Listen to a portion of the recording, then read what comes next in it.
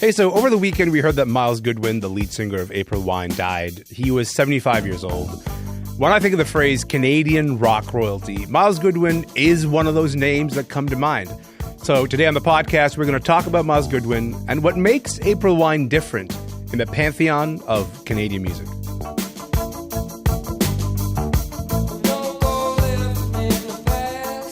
I'm Elamin Abdelmahmoud. This is Commotion.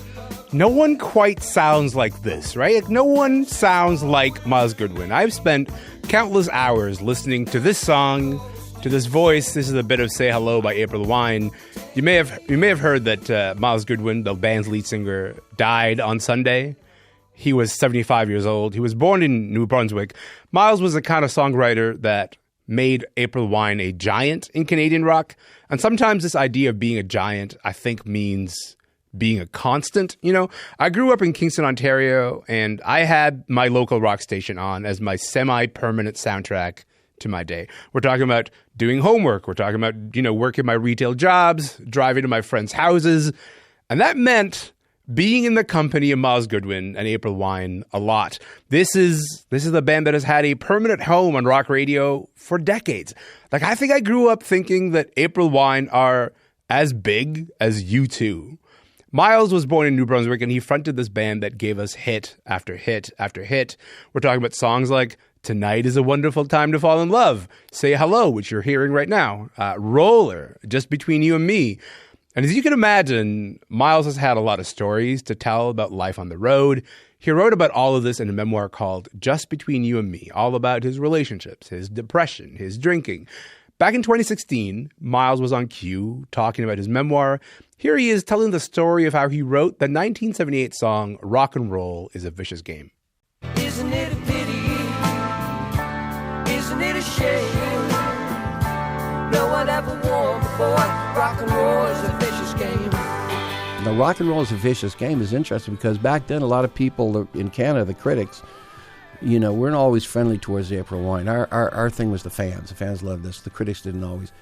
And they said, there's Myles writing sour grapes, poor Myles in the band, he can't do anything in the States, boo-hoo.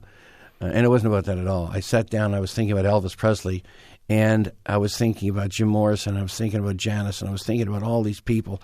And then I started thinking about everyday Joes, the guys that work at the grocery store that, they wanted to be a Beatle, they were a Beatle baby, and they didn't make it in the business. And they have to realize that the best they're ever going to have is playing in a weekend band. And that's a tough one for a lot of guys because they're good players with bad luck or they just weren't good enough or whatever it might be. And I said, that's tough too. And I just put I had this whole image in my head about rock and roll is a vicious game no matter at any level. And I just wrote that. I started with a blank piece of paper and no music. And I put that together and we recorded. And then I get critics saying, Myles, it sounds like grapes. And it's too bad people missed the point. But, the song has stood the test of time.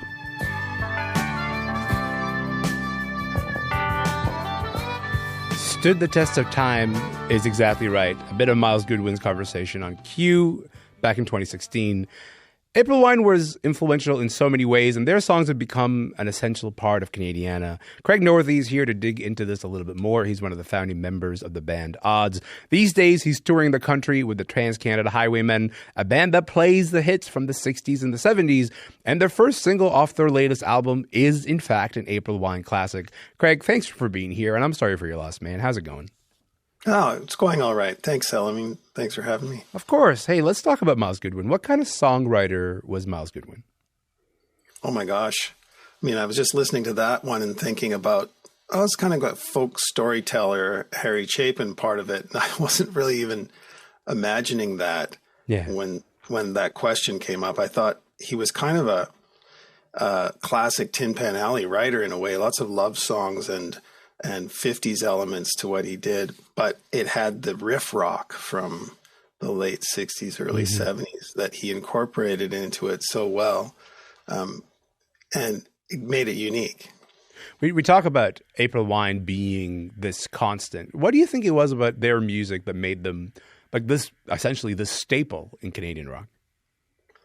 I think he was good. They were good. The writing was great and the melodies were memorable. There were hooks. So they could live on radio at a time when there weren't a lot of Canadians on the radio. Mm. And the CanCon thing did change everything for them, especially too. But you mean the idea that like the radio would play you more often because you're Canadian? Yes. Yeah. They would, the CRTC ruling that helped a lot of develop Canadian culture. Yeah. But I think it stood up. It fit in with everything else that was on the radio, and it had I guess it said like bands that got big at that time that you could be good and you could be Canadian. Mm-hmm. We should say that April Wine was inducted into Canada's Walk of Fame earlier this year. Myles Goodwyn was also inducted into the Canadian Songwriters Hall of Fame.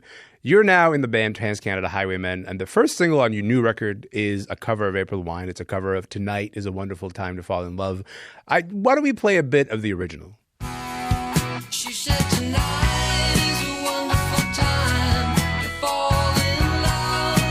Oh yeah. I gotta tell you, my daughter is 6.5 years old, and as far as she knows, this is one of the biggest songs on the planet because of how often she hears the song, because it's on so many of my driving playlists. Craig, why did you guys pick this song? I think it's a beautiful song. It's simple. It gets the message across. And it was, I think when we made this record, we basically got together, the Trans-Canada Highwaymen are myself, Chris Murphy from Sloan, who are Maritimers who love April Wine. Yeah. And Mo Berg from Pursuit of Happiness, and Stephen Page, and myself from Odds. And we were just playing each other's songs. So our Canadian catalog, we were having a good time enjoying playing the other guys' songs. Mm-hmm. And this idea came up of doing a record of K-Tel classics, if anyone doesn't remember K-Tel Records, but it was a Canadian label out of Winnipeg that had garish pop covers, and April Wine were always on K-Tel Records as well. Top 40 songs that were aggregated and could get them cheap for a lot of hits. And flimsiest record ever. None of this 180 grams, kids. Right. And we wanted to do that. We wanted to make a K-Tel record ourselves, and we all got to pick. And I sing Tonight is a Wonderful Time, and I chose it because of a moment where it connected with me, and that was late in my life. I was at the wedding of a friend, Bruce McCullough. A lot of Canadians know who he is. He's a comedian from Kids in the Hall. He was getting married to his now wife, Tracy, and was at the wedding. And, you don't know what's going to happen in a wedding, but as soon as they said their vows in a beautiful garden in Los Angeles at their own home, that song came on. Oh, man. And they walked through the crowd, and it was very emotional. It was a connection to their past and a connection to, I know Tracy was a huge fan. So, and everybody just melted. It was just the perfect thing. So I always remember that moment where music connects with people in that way, and it's reincorporated. And so I thought, I got to do that song. So it's not, first of all, I love that description of that moment. I think there's something about that song that gets at like the simplicity of enjoying being in love, right? Enjoying the sensation of being around and surrounded by love. And it's not complicated. And that's what makes it so beautiful. But it's not music that you grew up listening to, is it? Were you listening to April Wine as a young man? Oh, yeah. Yeah. It was happening when I was 13. Stand Back, that album cover. Yeah. There's a frickin' rock band, and they have a cannon, and it's pointed at you, and it says "Stand Back." So everybody had that record. Yeah. And it was back when you didn't have enough money to have your own, so you had to run over to your friend's house if you knew they had Stand Back, and this person had the first Kiss record, and this person had Bowie, so you'd have to run over to someone else's house. So it was a social thing, and you'd talk about it. And Ooh, What a Night was on there, and the Fire Bell, Yeah. It was the most juvenile crime began at that time because kids needed a fire bell, so they had to go into the townhouse complex, and there were no cameras ever back then, so you could just pop it off the wall, and then you could put it on a drum stand and hit it with a drumstick in your garage band. And right. You were April Wine. Craig Northey, thank you so much for your time, man. Thanks for being on the show. Thanks, Elamin. Appreciate it. My conversation with Craig Northey. He's part of the Trans-Canada Highwaymen. They've got a show in Toronto this month and more dates across Canada in the new year. April Wine's lead singer, Myles Goodwyn, died on Sunday. He was 75 years old. For more on that story, you can go to CBC News.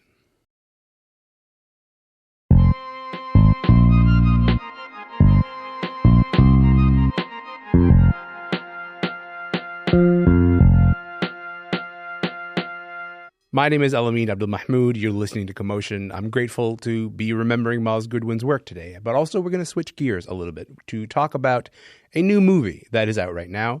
I want you to take a listen to this. You've been on my mind recently. Yeah? Because you keep popping up in my dreams. You don't do anything. You're just there. Have you been dreaming about me? Have I been dreaming about you? Yeah. Okay, so that's a bit of the trailer for Dream Scenario. That is a new movie from Nicolas Cage. Nick Cage plays a man whose life changes drastically after he starts showing up in the dreams of thousands of people around the world. Listen, this film has been getting incredible reviews. It's making it another case of what some critics are calling the Nick Cage Renaissance. I don't know why they're not calling it the Nick Cage-assance, but whatever, that's not my business. Listen, at this point, Nick Cage has pretty much done it all, right? He's an Oscar-winning actor. He's had mega successes with big movies like Con Air and Face Off. And his approach to filmmaking has made him a singular actor and movie star. This is an actor who has fallen out of blockbuster grace, has been memed, has been parodied, and yet he persists, right? Nicolas Cage is still putting out all these movies that have kept him in the pop culture zeitgeist to this date. That's interesting to me because that is a rare kind of longevity. I spoke with 3 people who know a thing or two about Nick Cage. Keith Phipps is the author of The Age of Cage, 4 Decades of Hollywood in One Singular Career. Commotion regular Auntie Donahue saw her first Nick Cage movie when she was 11, and she never looked back. And because Nick Cage would be too busy to come on the podcast, and we knew this, we got the next best thing. Marco Kyris was Nick Cage's personal stand-in for 10 years. And by stand-in, I mean he kind of looks like Nick Cage. So he's the guy who would stand there on sets to make sure the lighting and other stuff was just right before Nick Cage himself would come on set. So I started by asking Marco how he felt about Nick Cage's latest film, Dream Scenario. Take a listen. To me, it was the consistency of the character. I thought it really flowed. Yeah. And, at the same time, I always think of myself in the same position as he is, as being a stand-in for every shot. I was picturing myself in these positions. But for the most part, I thought the film was just great. I have to say, there's not a lot of movies that I watch Nicolas Cage in and forget that I'm watching Nicolas Cage, but this was one of those where he completely sort of disappeared into the character. Keith, some critics have been calling the last decade or so this Nick Cage Renaissance. We'll get to why in a moment, but out of all the movies that he's put out recently, from Pig to Mandy and more recently The Unbearable Weight of Massive Talent, how do you think Dream Scenario holds up against those other movies? I think it's very much of a piece when you pull those 4 out. I mean, I think they're probably, without looking at the full filmography, they're probably the 4 best films he's made recently. Yeah. But they're also ones, I mean, Unbearable Weight, obviously, but the other ones, they're all kind of in some ways comment on Cage's career, whether, by accident or design. I know he's talked about Dream Scenario being in some ways his way of kind of working through being a meme and being famous for reasons you don't want to be famous. Mm-hmm. I have to say that it's been kind of an unexpected run of every new Nick Cage movie, whether it's Pig or Mandy or The Unbearable Weight of Massive Talent, and now with Dream Scenario. Every time that one comes out, you get a rush of critics who are like, this is the best Nick Cage movie. No, this is the best Nick Cage movie. There's something about the idea that he's kind of building momentum as he goes, as just these sort of stellar performances back to back to back. And you're based in Cambridge, Ontario. You were supposed to go see Dream Scenario, and then what happened? I think there's clearly been a conspiracy in which Cambridge, Ontario and the surrounding area has been excluded from the Nicolas Cage narrative because you cannot go see Dream Scenario in theaters anywhere within 100 kilometers, which is I don't know if I did something, if it's a personal thing. I don't know if it's because I scream about the bees every summer. I don't know. but it does hurt. And so I'm just pretending that I saw it along with you in my mind because, we all dream about Nicolas Cage. There he is. For listeners at home, Marco just held up a beautiful sign that has Nick Cage's image. Is that the moment where he's screaming with the bees? Is that what I'm looking at? No, it's not. It's actually from The Unbearable Weight of Massive Talent. I was at the premiere and they were handing these things out and I kept them. I thought it was hysterical. And so I popped it up today because I heard that Anne was a big fan. And if I ever bump into her, I'm going to keep one of them for her. Oh my goodness. This is how friendships are born. This is like through Nicolas Cage. This is it. This is family now. This is exciting. At our screening of Street Scenario, we were given Nicolas Cage sleep masks, which have his eyes on them. And I put them on and my wife told me I must never wear them again. It was too unsettling. And I'm hoping that you get to see this movie soon. We all do. You've been a Nick Cage fan for a minute.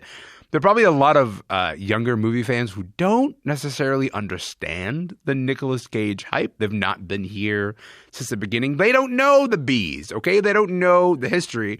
So if you had to recommend one movie to help them understand it, what would that be? This was a hard question, and I thought about it up until the early hours of the morning. I think we have to enter through the ground floor of mainstream Cage, but also the Venn diagram of, oh my goodness, what an amazing actor. Moonstruck. Begin with Moonstruck. Begin with Nicolas Cage as Cher's counterpart, her equal. I'm going to marry him. Do you hear me? Last night never happened, and I'm going to marry him, and you and I are going to take this to our coffins. I can't do that. Why not? I'm in love with you. Snap out of it. I can't. That movie is insular in the fact that it transcends time and it transcends space. And I think that will rope you in, and then you'll follow him into the dark, cold night. I was going to say, like, if I had to pick one, I would play it straight down the middle, and my pick would be Con Air. And if we don't, if we can just quickly listen to a clip. Put the bunny back in the box. I knew you was a punk, and I was right. You been playing us all along. You a free man. I said, put the bunny back in the box. Again, people listening at home, I just want to tell you that as Nick was delivering that performance, Marco was on the screen slowly lip-syncing it, delivering it with gusto. Marco, out of all the big Nicolas Cage blockbusters you were a part of, what's the one you'd consider his greatest? Hands down, Face Off. Oof. I thought the movie was great. It was a 6-month shoot. It was very long. But the energy was incredible, and the characters were phenomenal. The actors were phenomenal. So it was both action and character-driven, and I thought that combination really worked for me. Even though it was very sci-fi and kind of crazy, I think it really kind of shows Nick Cage's acting chops in a massive, action picture. What's your favorite moment from Face Off? Do you have a favorite moment? The whole Face Off thing. He doesn't. I just have to go because you know what? He ad-libbed all that. I was looking at the script and I'm like, ad-libbed that? Oh my God. Standing behind the camera. Yeah. I was, I'm always behind John Woo. And I'm looking, I'm thinking, wait, that's not in the script. And I'm just like, so he ad-libs and writes things in, and he does it so well, like he did with Bunny, put the bunny back in the box. That's his writing. So he put that in the scene.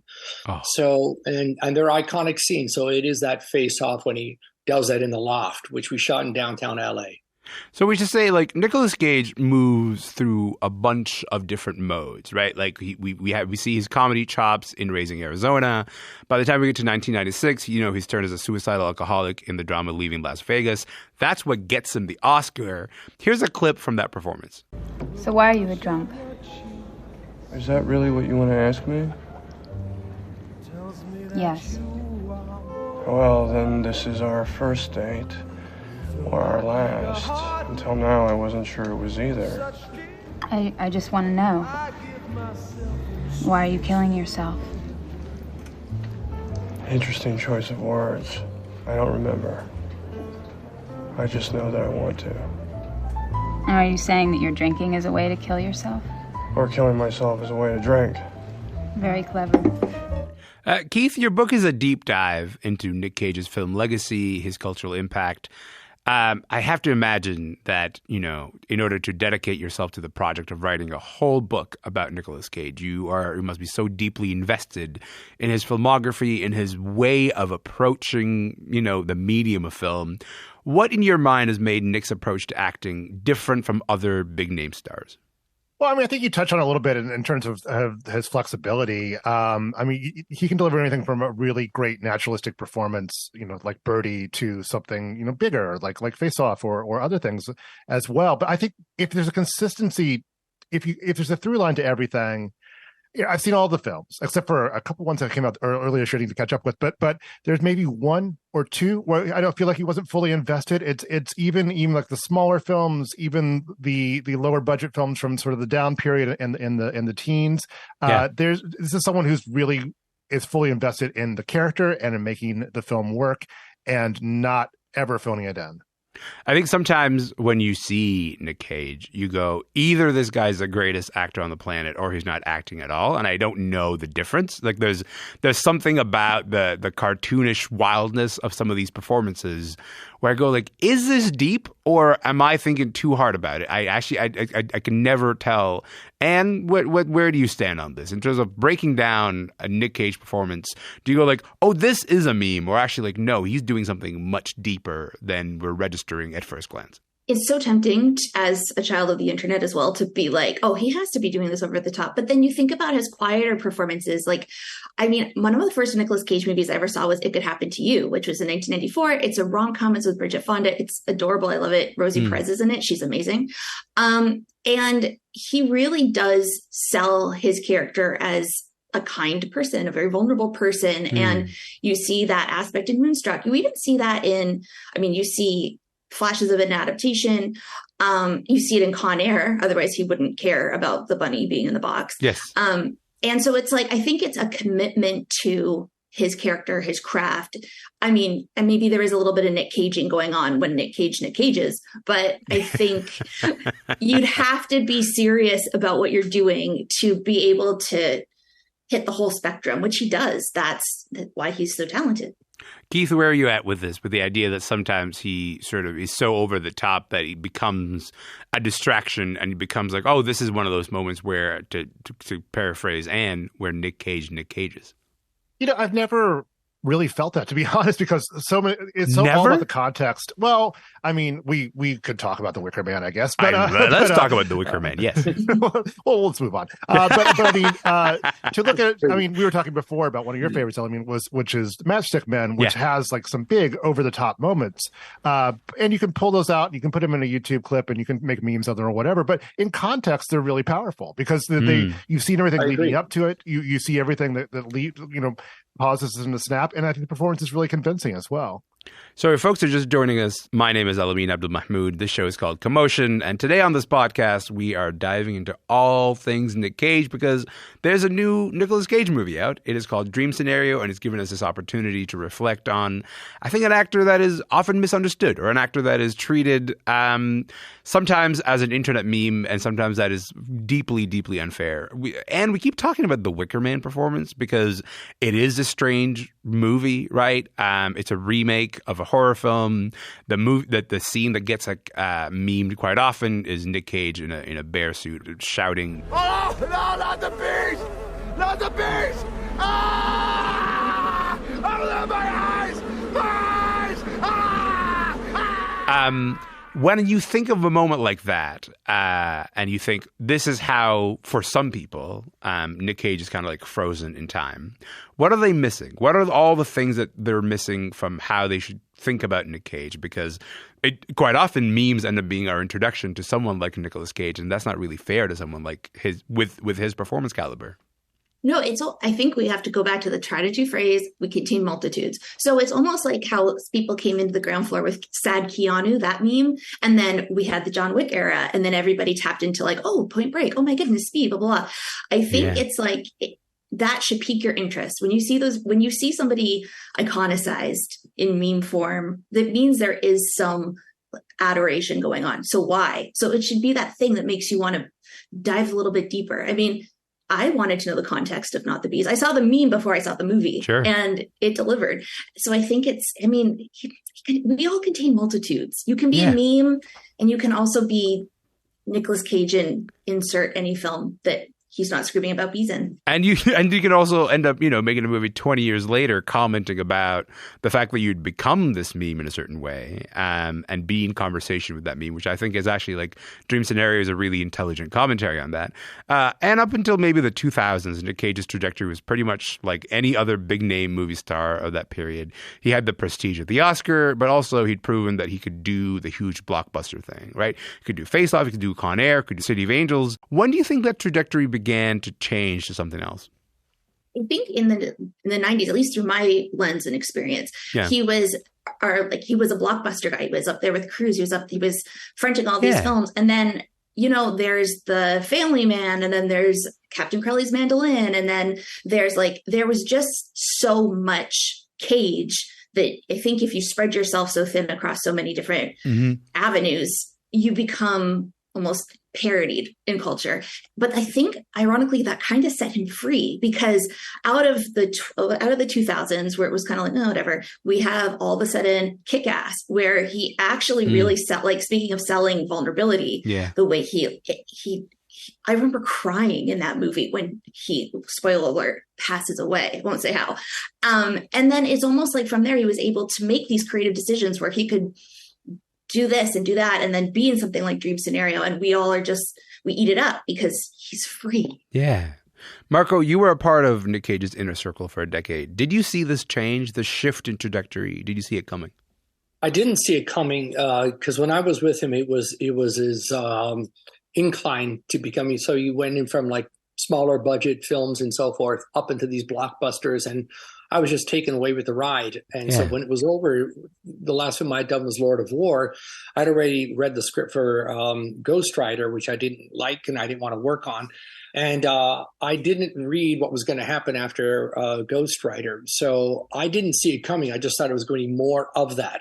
And all of a sudden it kind of like fell off the cliff. And when these other indie films started to come out, it just kind of surprised me. So I actually I didn't expect it at all. So we are talking about the legacy of Nicolas Cage with Keith Phipps, Marco Kyris, and Auntie Donahue.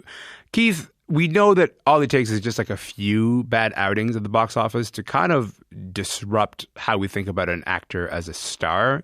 And yet here we are decades later after Nick Cage made the shift, and he sort of appears to have made the shift successfully. How do you think he was able to pull off the shift from mega blockbuster star to kind of like indie movie darling, reliable actor who can deliver on any performance?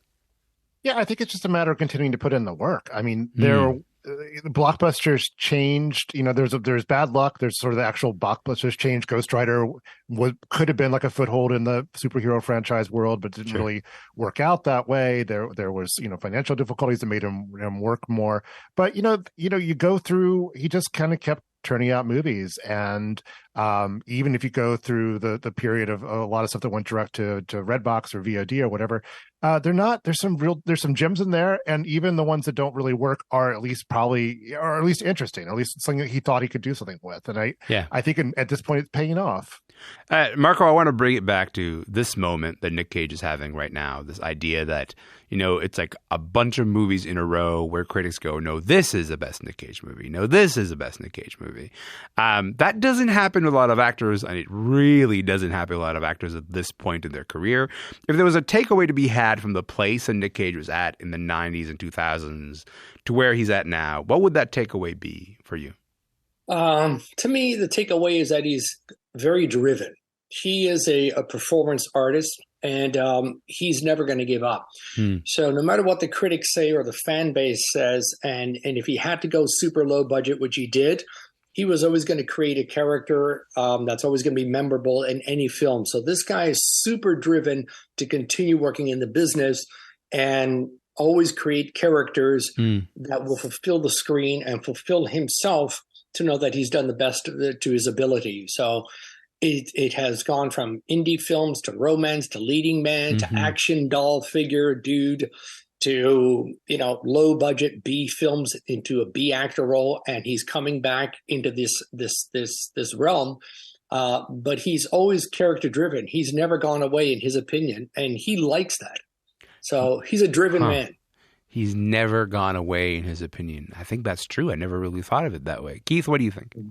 I mean, I think to kind of echo that statement a little bit is that trends change, but talent, persists, and I think he's continued to pursue.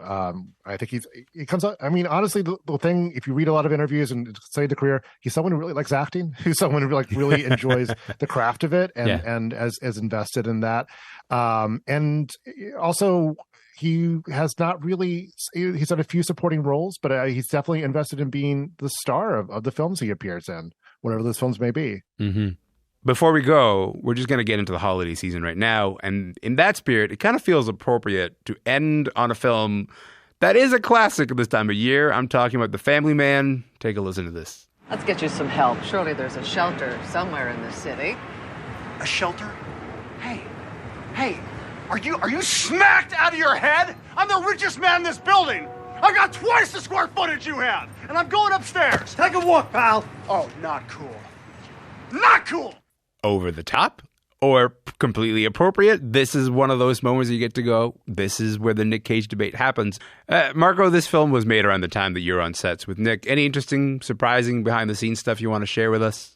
That film was a lot of fun due to Brett Ratner. He was very lighthearted, and it was joke telling all the time. And Jeremy Piven and Cage were just constantly at it. We had to do take after take after take because everybody was laughing.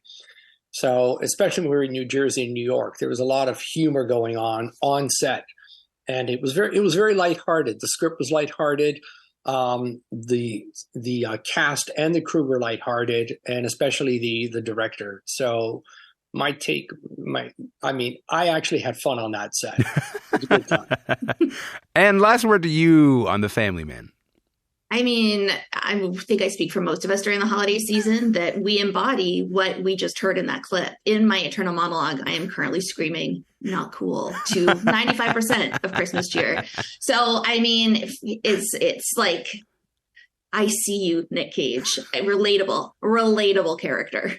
Auntie Donahue, Keith Phipps, Marco Kyris, I really appreciate your time. Thank you for joining us on our Nick Cage extravaganza. This has been a delight. Thank you. Thank you.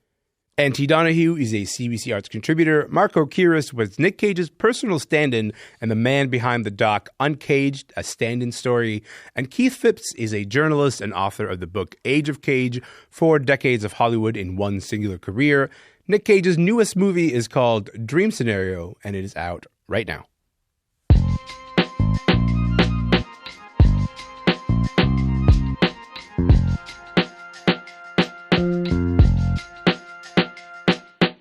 I'm Elamin Abdelmahmoud, and this is Commotion. Listen, before we go, there's some heartbreaking news that we need to share. I think a lot of us didn't quite have the words to sort of express ourselves when we read that the director, Charles Officer, had died. He was just 48 years old. Charles was a leader in Black Canadian film. One of his best known was Nurse, Fighter, Boy. Other projects included A Killer's Escape, Unarmed Verses, and more recently, The Porter on CBC. That's a show that he directed and executive produced. It's also the most nominated series at this year's Canadian Screen Awards. Charles was a force, and if you look online right now, there are so many tributes, including from a lot of folks who have appeared on this very show. One of them, our friend here on Commotion, Garvia Bailey, she wrote on Instagram, "The loss is profound, the grief has no bottom, this wasn't supposed to be the ending." And that is so true. Like I said, Charles was just 48. He had so much more to give us. A few years back in 2019, Charles talked to Tom Power on Q about a documentary that he had just made. It's called Invisible Essence, The Little Prince, and it tells the story behind this much-loved book.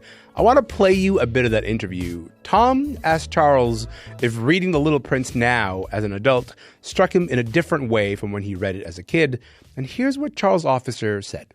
Absolutely. And you know what? And I've just had to, even though I've just spent all this time, going through this book and making this film, I had to read it, pick it up again, this week, just because of things that are happening in my life. Can you only get as personal as you want to, Charles? But can you give me an example of something that's striking you different now? Absolutely. It's this book is on the way that we actually deal with, our next spiritual life and what we have here. And for some reason, this book actually gives me a sense of hope. And, it's a life learning experience. And I think, like experiencing, a leaving of something, and what does that mean in the ether, and how do you just find your place? I want to conclude this way, because I know you said at the beginning, you said to me, I hope by watching this film that you will go read the book. In fact, you said, I hope that by making this film, more people will go read the book, which is an interesting mission in making a documentary. Can you tell me why we should be reading The Little Prince? Yeah, I think that, this book was written 76 years ago. And thematically, we have all kinds of books out there. But you've got to recognize that if there was a book out there that somehow has become the most translated book on the planet next to the Bible, and it's transcended culture and religion and language and gender and all these things, there's something to acknowledge there, and I feel that, in our time right now, and every time it has its own time, but we're so bombarded with technology and electronics and things, and it's such the pacing of things, and I feel like, even in school, we spend more time on learning math than we learn about actually how to connect with the person sitting next to you in the classroom.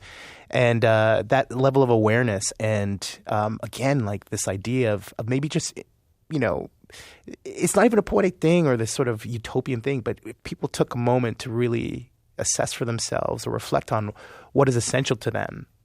What are the true essential things, and and where does that live in your heart? Like, how do you feel about these things that you think are essential to you? And we can never be reminded enough about our souls and our humanity. The greatest loss when we lose great artists is that we lose their point of view in the world. And I'm so grateful to have had Charles Officer's point of view. That is a bit of Tom Power's conversation with Charles Officer back in 2019. We found out this weekend that Charles died at his home in Toronto after a lengthy illness. He was 48 years old. That's it for the show today. My name is Elamin Abdelmahmoud. I'll see you tomorrow.